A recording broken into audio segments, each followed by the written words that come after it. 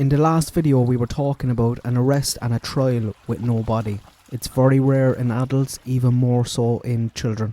But there is a current case where this is happening. A few of you might have seen this or seen picture of the girl in your recommended feed, especially around 2 months ago.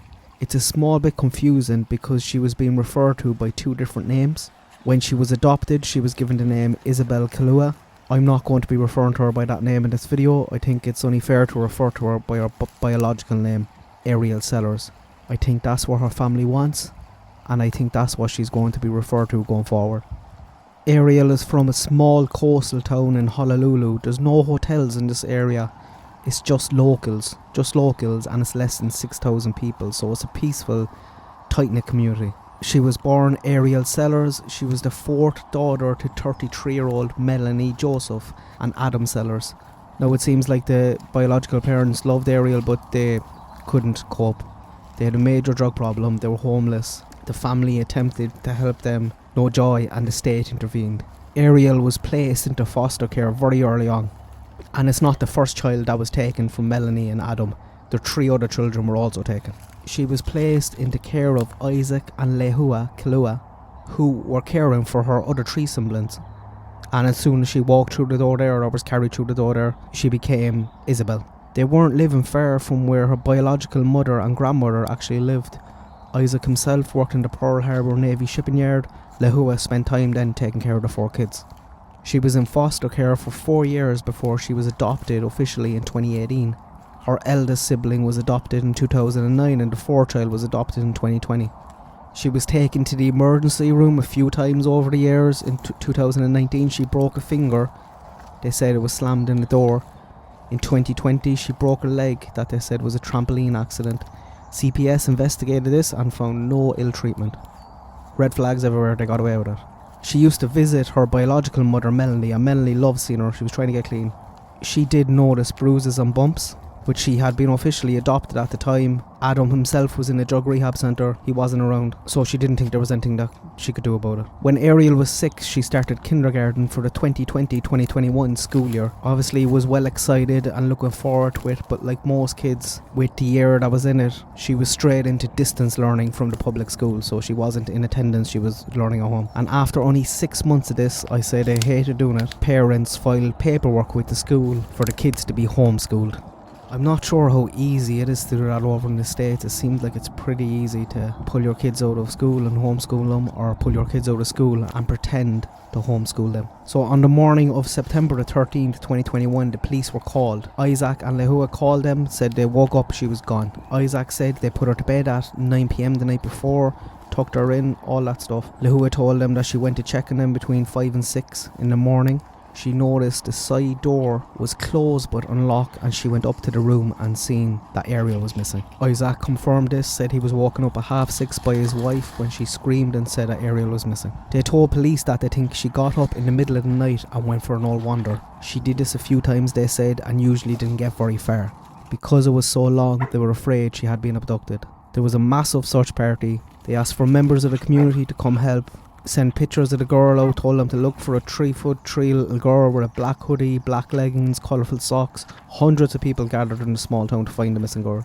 For 8 long days they went through it inch by inch, no joy, nothing. But during this search is when all the suspicion started. People noticed straight away that Isaac and Lehua weren't searching. Why weren't they searching? All her biological family were out. They had already hired a lawyer at this stage, and he said it was because they were receiving death threats, so it wasn't safe for them to be out in public. Didn't talk to the press, didn't talk to any journalists.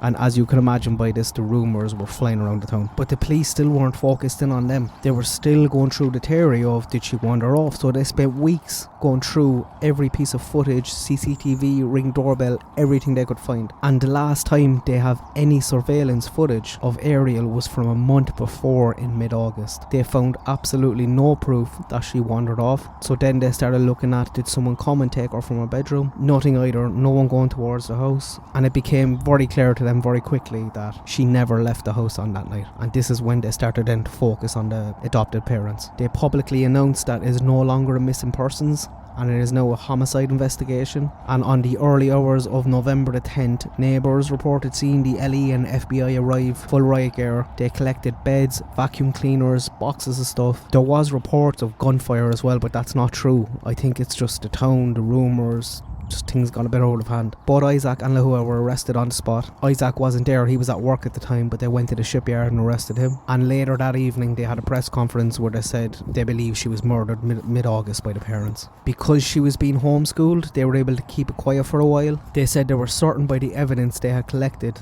that the Kaluas and no one else were responsible for her disappearance. We haven't seen any of this. We have a little bit, but we haven't seen any of this evidence yet. We know they dug up the backyard of the house, they searched all the manholes around the house and the area, but the big break in this case came 5 days before then, on November the 5th, when Ariel's older sister spoke to the detectives. It was actually a day before Ariel's 7th birthday that she spoke to them. She told a story about Ariel which went back to about a month before she was reported missing, which kind of confirms the police suspicion that something happened about a month previously. She said her adoptive parents woke her up at 3:30 in the morning in and around the 21st of August. She said when she got up, she saw her sister in a dog cage with duct tape around her mouth and nose. She wasn't breathing. She said Lehua was panicking. She took her limp body out of the cage and placed it in a bath of cold water to try and wake her up.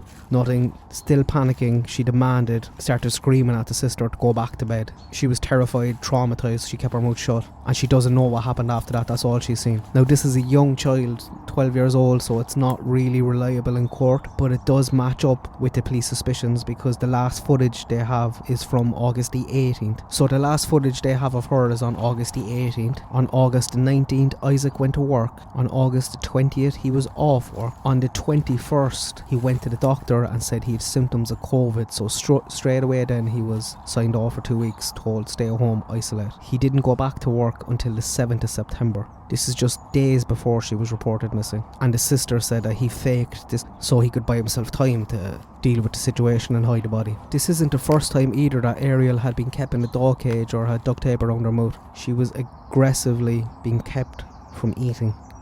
She was starving. She was a very small, frail girl. She was starving.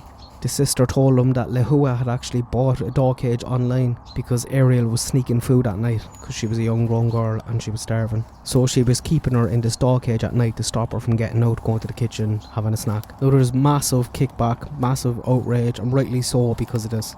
How did these two people get custody and care of 4 kids? How did they keep custody of those 4 kids? In 2019, Ariel actually told CBS that she was starving and that they were beating her. Nothing was done. Isaac and Lehua have a decade-long criminal past. Since 2001, Isaac has pleaded guilty to 1 count of first-degree terroristic threatening, 2 counts of second-degree assault, 1 count of attempted second-degree assault. In 2000, Lehua had a felony drug promotion charges.